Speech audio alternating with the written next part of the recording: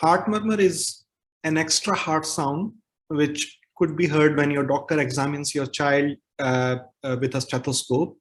Normal heart sounds are lup dub, and then heart murmur is an extra swishing sound when they listen to the heart through a stethoscope. It sounds like shh, shh, noise.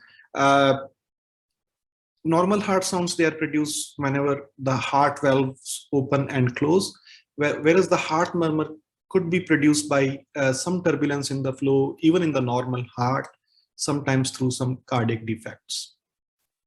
Heart murmur per se is not dangerous. However, if this heart murmur is coming due to any significant cardiac defect, then the underlying cause should be explored further and be treated. But by and large, heart murmur per se is not dangerous. Cardiac defect, which is underlying cause for the heart murmur, could sometimes be dangerous. The heart murmur is caused by turbulence in blood flow. In normal healthy people, this heart murmur could be heard as well, and it's an innocent heart murmur, and it's not of much of a problem.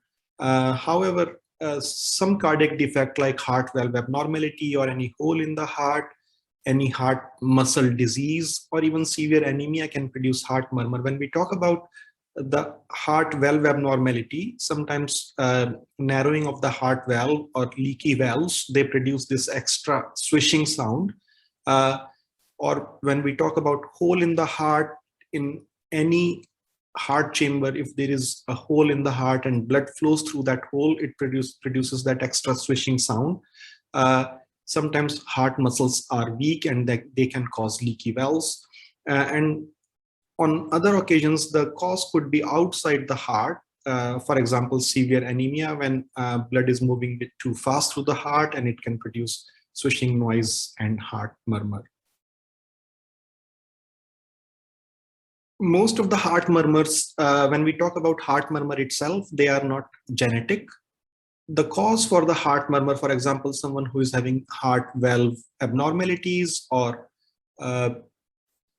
hole in the heart, which are producing the murmur, there are slightly higher chances of having these defects in siblings. So you can say in a way it could be there are slightly higher chances in siblings to have similar heart defects. There is other situation when heart defect is a part of some sort of syndrome, when other parts of the body, they are affected as well. And in that situation, most of the times these cardiac defects as a part of syndrome are genetic. Most of the heart murmurs, which are innocent in nature, they are asymptomatic. Even if this heart murmur is coming from any heart valve abnormality or any hole in the heart, and if these defects are small, this heart murmur will be completely asymptomatic.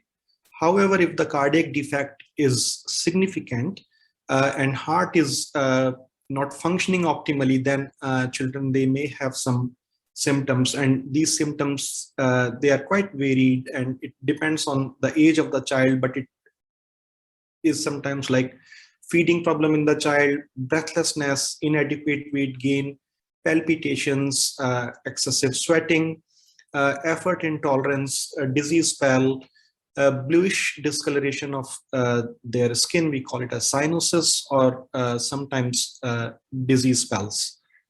These are the signs and symptoms of any underlying cardiac defect mainly.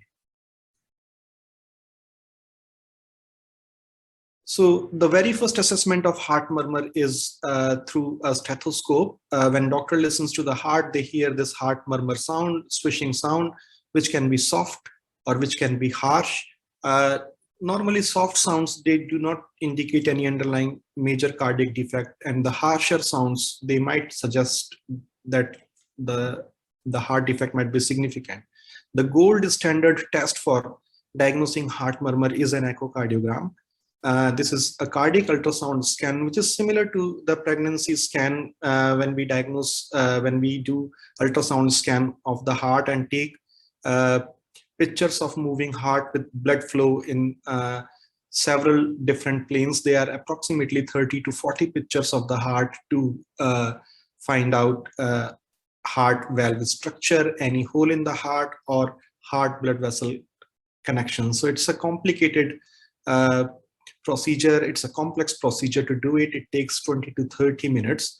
And generally speaking, this is the gold standard test. It's very non-invasive and safe test to perform in children. Sometimes we need to perform an electrocardiogram. We call it as ECG, or chest X-ray, and very, very rarely CT scan of the chest and MRI scan.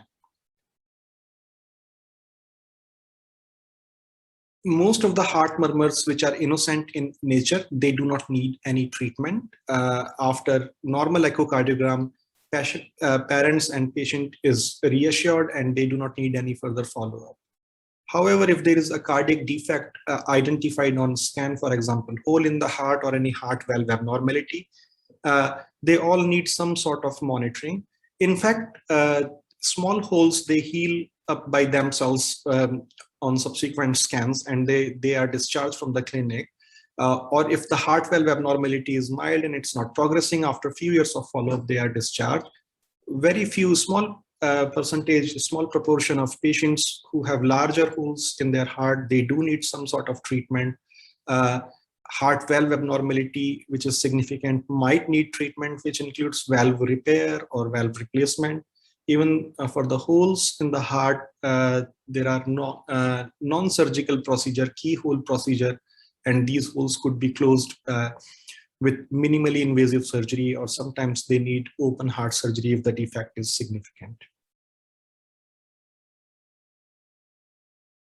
Most of the children with heart murmur, they can resume their life normally. As I mentioned earlier, these heart murmurs mostly are innocent heart murmur, which no underlying cardiac defect.